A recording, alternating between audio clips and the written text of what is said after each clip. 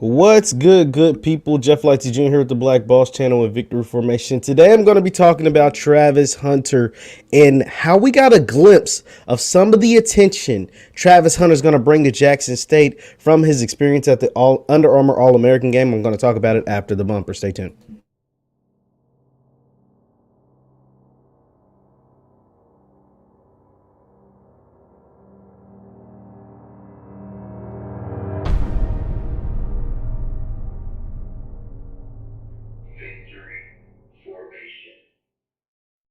What's good people? Jeff Lightsy Jr. here with the Black Boss Channel and Victory Formation. Thank you guys for tuning in. Be sure to hit the thumbs up button, like, share, subscribe, and the notification bell because we upload every single day. I told you guys 2022, I'm going to bring you something every single day of the year, and I promise to stay on top of that. So whether it's a post, a video, a short, something, I'm bringing you something on this YouTube channel, Jeff Lightsy Jr., and it will be something that hopefully you all enjoy. But today I'm talking about Travis Hunter and his experience at the Under Armour All-American game and why this gives you a glimpse, just a tiny glimpse into what his first year at Jackson State's going to be like. So Travis Hunter, as we all know, if you don't know, you live under a rock, the #1 player in high school football is going to play his college career, at least the beginning of it anyway, at Jackson State. And that is huge for a number of reasons that we've already covered in the past.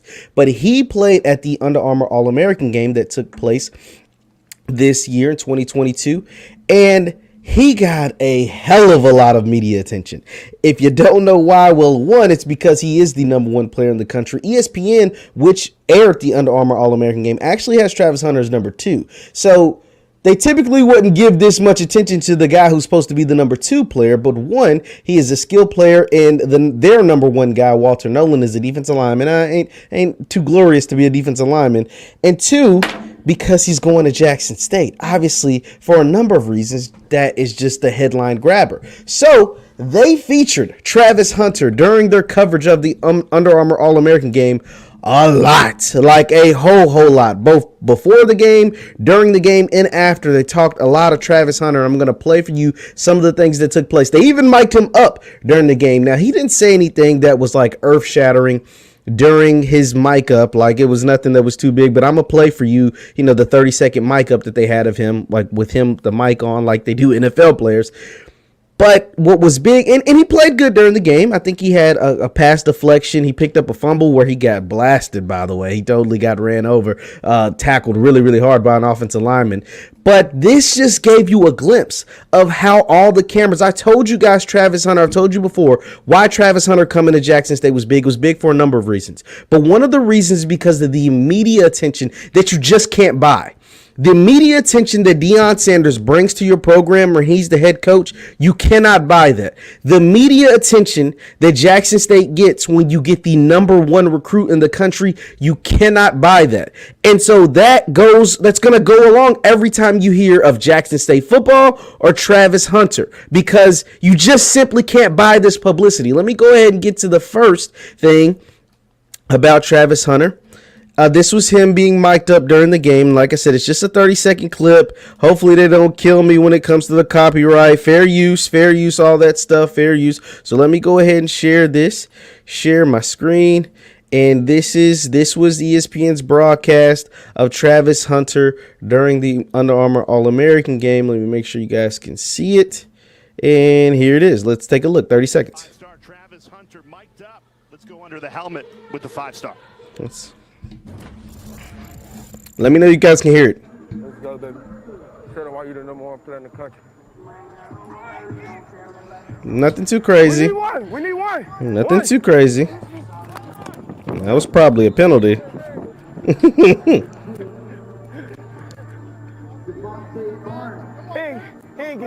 ain't getting the ball, coach. I ain't worried about him. And one fellow So that wasn't too much, wasn't too crazy, but they mic'd him up, and they could have chose any player in the country, any player that was out on that field. There's a bunch of Texas A&M guys out there, and they chose not to mic them up. They mic'd up Travis Hunter. Once again, you cannot buy this publicity. You cannot buy this free coverage. You cannot buy. Leave your thoughts in the chat. Can you buy this kind of stuff? I don't know. I don't think you can. You can't pay ESPN to say, hey, mic up our kid. They're just not going to do it.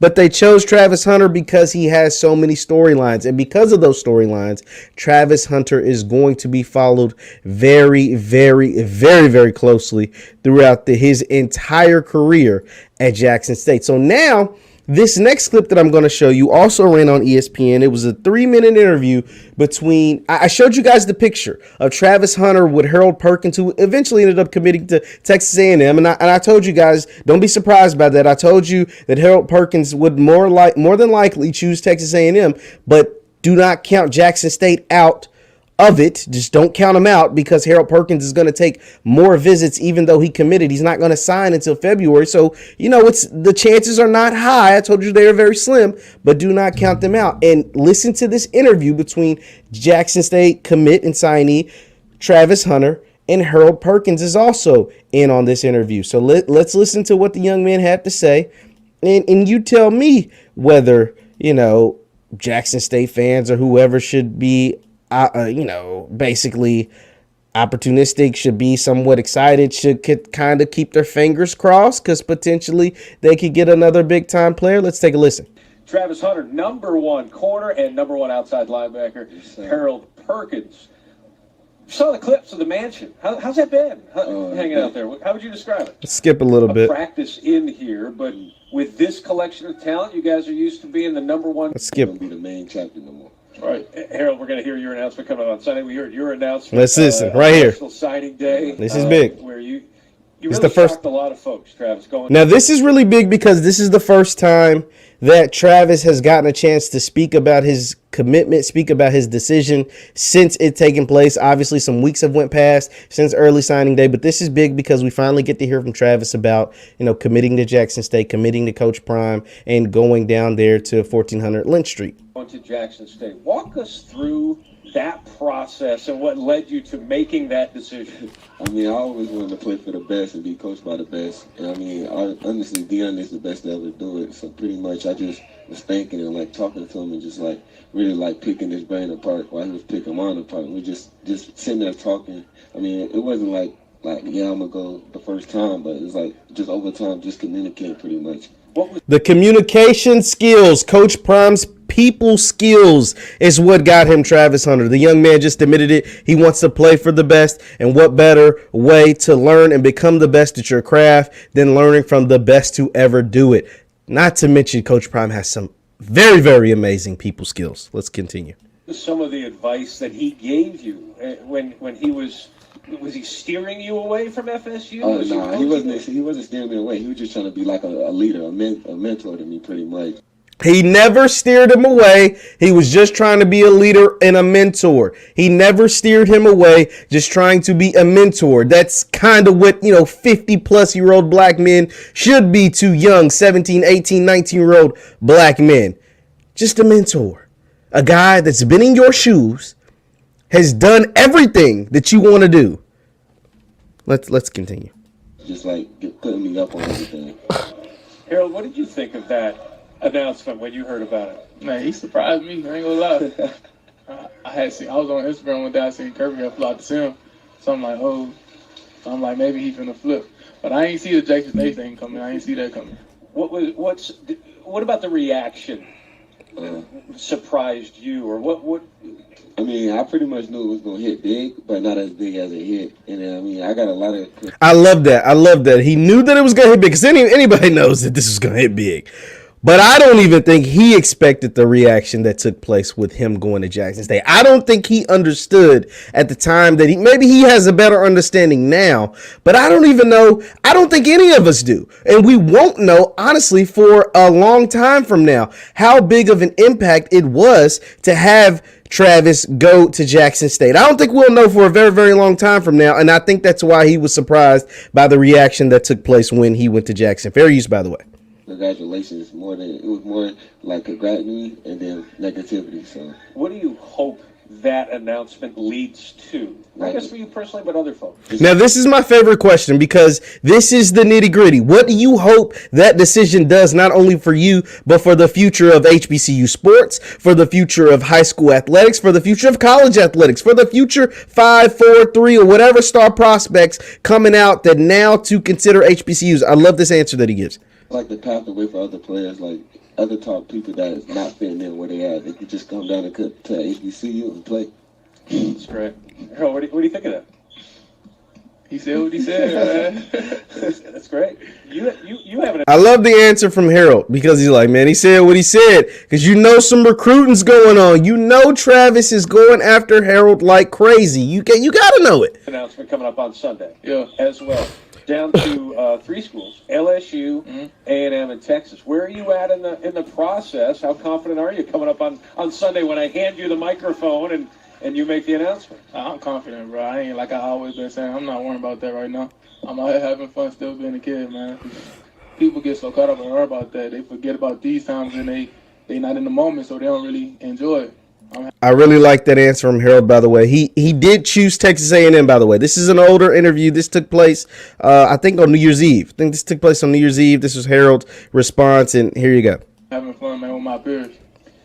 Looking forward to that. One last thing about the announcement. I know you want to focus on practicing and all that. Now, this is big. He's going to ask Harold, once you commit, what are your plans? Are you still going to take visits? Are you still, is your recruitment shut down? And listen to what Harold says, and this is why I say Jackson State fans, I'm saying there's a chance maybe, but not really, but who knows? We'll see. After you make the announcement, where are you at in the process? Is your recruiting done? Are you going to shut it down? What do you anticipate happening after Sunday? I don't know. I'm still talking to schools and stuff like that. It just depends on what I feel best. Okay. I mean, Jackson State can get a mix too. All right, go ahead. Tell him about Jackson. He been coming at me all week, man. What's he saying to you? Just throwing a lot of shots. He's saying the right stuff, man. He's saying the right stuff. That's good. Now, once again, Travis is saying the right stuff, clearly. It's what Harold said. But who knows? These are young men. These are young men who are making big time decisions. These decisions are not easy. So who knows what'll come from that? But best believe Travis Hunter was down there at that All-American game recruiting. And Harold Perkins was the guy that he was recruiting heavily. So that, Harold said his recruitment is not shut down. He doesn't know what will happen. He committed. He's going, as of now, he's going to Texas A&M, who has the #1 recruiting class in the country, and they have the highest ranking recruiting class, I want to say, in the history of ranking these things. So it's pretty impressive. But I'm just saying there's a chance. Coach Prime, Deion Sanders, never count him out. Never, ever count him out. Once again, I'm Jeff Lightsy Jr.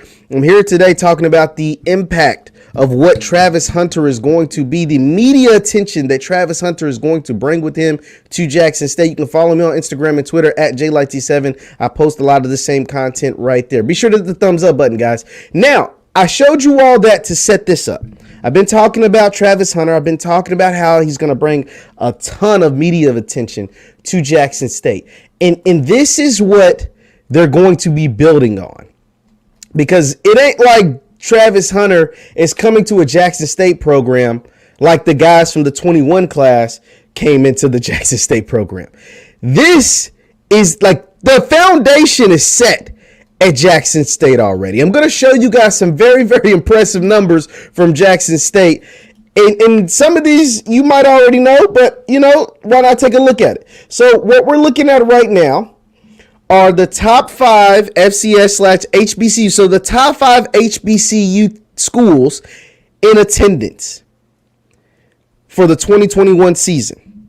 The top 5 HBCU schools in attendance for the 2021 season.